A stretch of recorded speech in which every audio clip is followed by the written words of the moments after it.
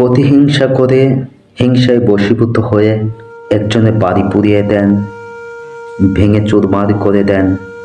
আসলে একটা বাড়ি মানে শুধু একটা অবকাঠামো নয়, একটা বাড়ি, একটা ঘর, সেখানে হাজারো স্বপ্নরা বসবাস করে, সেখানে হাজারো দিনের স্মৃতি বিজড়িত থাকে। একটি ঘর যেখানে মায়া, যেখানে আনন্দ, যেখানে হাসি কান্না, এরকম হাজারো স্মৃতি সেখানে থাকে।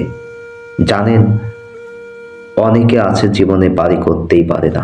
কেউ কেউ জীবনে একটা বাড়ি করতে পারে, আবার কেউ কেউ অনেকগুলো বাড়ির মালিক হতে পারে। কিন্তু যারা জীবনে বাড়ি করতে পারে না, তাদের কাছ থেকে একবার শুনে নিন বাড়ি না থাকার কি বেদনা। আপনারা হুট করে একজনের বাড়িঘর জ্বালিয়ে দিচ্ছেন, ভেঙে চুরমার করে দিচ্ছেন, আপনাদের হিংস্রতা দেখাচ্ছেন। আপনি দুনিয়াতে যার সাথে যেমন ব্যবহার করবেন, আপনি তেমনই ফল পাবেন। আপনি একজন নির্দোষ মানুষকে ক্ষতি করার চেষ্টা করেন,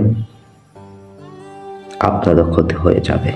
আপনি যদি কাউকে অপমান করেন, আপনিও অপদস্থ হবেন। এর কোনো ভুল নেই। হিংসায় বশীভূত হয়ে অন্যের বাড়িঘর না পোড়ানোর জন্য সকলের প্রতি অনুরোধ রইল। প্রতিযোগিতা হবে, সামাজিক ক্ষেত্রে বলেন, রাজনৈতিক ক্ষেত্রে বলেন, জীবনের যে কোনো ধাপে প্রতিযোগিতা হতে পারে, প্রতিহিংসা নয়। প্রতিহিংসা কখনোই একটি রাষ্ট্রের কল্যাণ বয়ে আনে না, সমাজের কল্যাণ বয়ে আনে না। তাই আমরা আসুন সকলে প্রতিহিংসায় বশীভূত না হয়ে আমরা দেশ এবং সমাজের উন্নয়নমূলক কাজে আমরা হাত দেই। বেশি শক্তি চিরদিন থাকে না, ক্ষমতা চিরস্থায়ী নয়। তাই যারা ভাবছেন যে লুটপাট খেয়ে বড় হবেন, হয়তো তারাও একদিন বাড়িতেই থাকতে পারবেন না। কিন্তু না, সেই ধরনের সমাজ ব্যবস্থা আমরা চাই না। আগামীর প্রজন্ম এবং সম্ভাবনার একটি সুন্দর আতঙ্কবিহীন, যেখানে কোনো ভয় থাকবে না, আতঙ্ক থাকবে না, স্বাধীনভাবে বেঁচে থাকার অধিকার নিয়ে বাঁচবে, বাঁচার মতো বাঁচবে, কেউ বাধা দেবে না।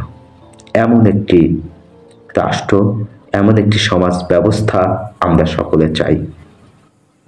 আগুন, সন্ত্রাস, নৈরাজ্য, লুটপাট, ভাঙচুর, হত্যা, এগুলো পৃথিবীর কোনো মানুষ, কোনো সরল মানুষ, কোনো সরল প্রাণী, কেউ এগুলো চায় না। আসুন নৈরাজ্য বন্ধ করি এবং আমাদের যার যার জায়গা থেকে আমরা নিজেদেরকে আগে সচেতন করি, তারপরে আমরা অন্যদেরকে বোঝাই।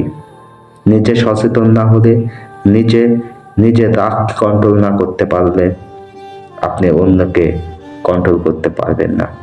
তাই আগে নিজে সংশোধন হতে হবে। সকলে ভালো থাকবেন, সুস্থ থাকবেন। আল্লাহ হাফেজ।